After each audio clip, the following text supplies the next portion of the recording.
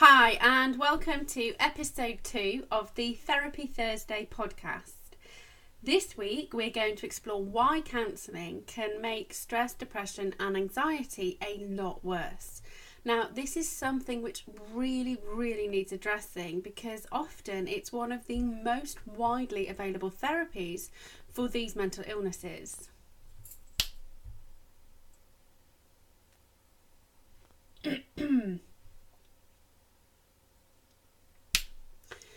Before I dive in, I think it's really important to let you know that I am a fan of counselling. I do believe it can be extremely helpful under the right circumstances. And like CBT, which I covered last week, it's one of the techniques I use as part of my intensive holistic therapy program. The problem, however, is that it's not always appropriate and in some cases can be really harmful. But it's still routinely encouraged as a useful methodology to overcome stress, depression, and anxiety. My main issue with counselling comes from science and the research into mental illnesses, particularly stress, depression, anxiety. So, key fundamental issues that people who have stress, depression, or anxiety face is the ability to think, process information, and have a fully functioning memory. Now, the whole idea of counselling is to coach and guide someone so that they're able to talk through how they're feeling, their problem, and then come up with a viable solution about how they can proceed. Now, I know from working with people who are really struggling that the last thing they are able to do is thinking about anything that analytically. Now, often if you try to rely heavily on counselling very early on, all that happens is that the person who has the mental illness spends the whole time regurgitating events but never moving forward. Also, we know that when we recall painful memories, this triggers negative physiological and psychological reactions. So the last thing that needs to happen is you sit in a room for an hour, sparking all of these negative memories and then getting up and walking out. So for the next 7 days, you try to squish them back down again until next time when you're in the therapist room and everything is dragged up again. Now, it can also be a very difficult way to build up the trust between a therapist and client if you try to get them to push them and try to get them to open up too early on. Now, this means that you have to make sure that the individual is allowed the space to talk, and this means talking through very trivial things in the beginning. Now, for me, that just is not a viable option. I firmly believe we should be getting people through the door and out the other end in a mentally healthy state as quickly as possible. Now, most people have suffered long enough as it is.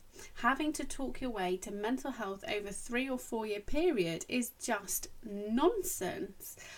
Now, actually, like the other day, I was chatting to one of my past clients doing, a routine check-in, and what she said shocked me to my core.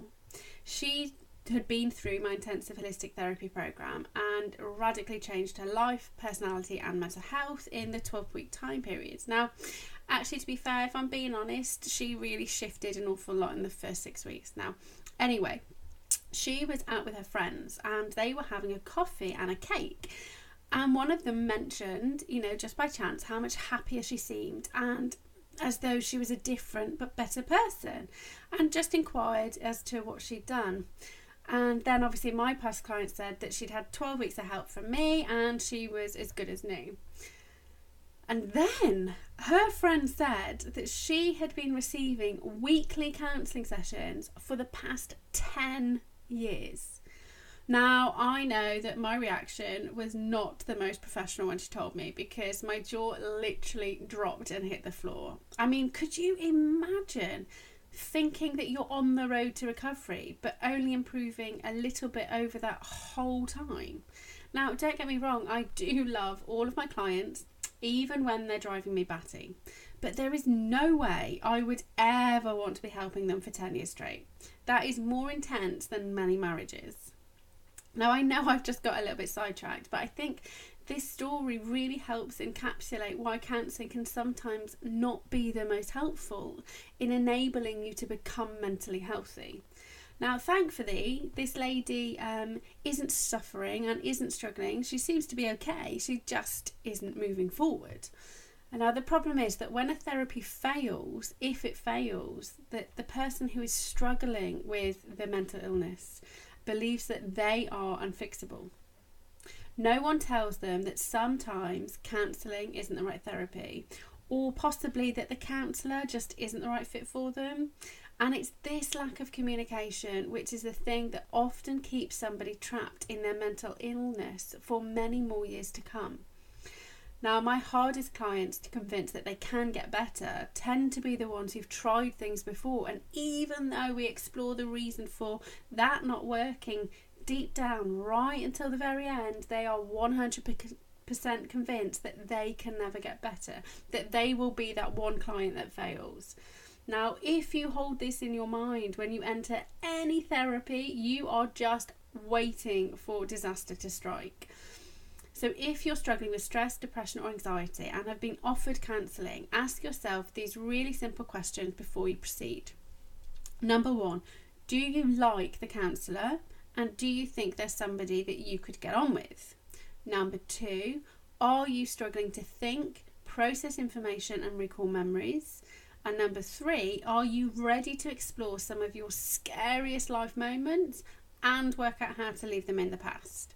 So if any of these 3 have you hesitating, then it's not necessarily that counselling isn't right for you ever. It may just not be right for you at this moment in time. Whatever you decide, good luck on your mentally healthy journey, and I hope that this has been helpful.